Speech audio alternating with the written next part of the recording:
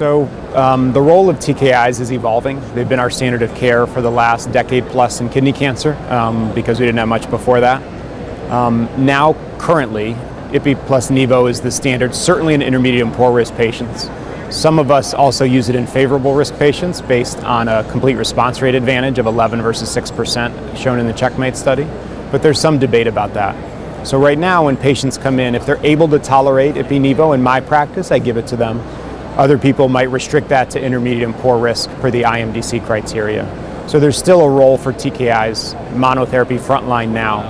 As I mentioned, there are many combinations being developed, and I think eventually TKI monotherapy will go away in the front line. I think there'll be very few patients who get it.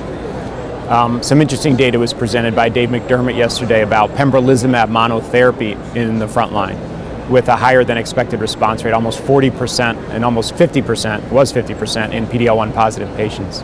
So even if patients can't tolerate one of these new doublets, there may be a role for PD-L1 monotherapy.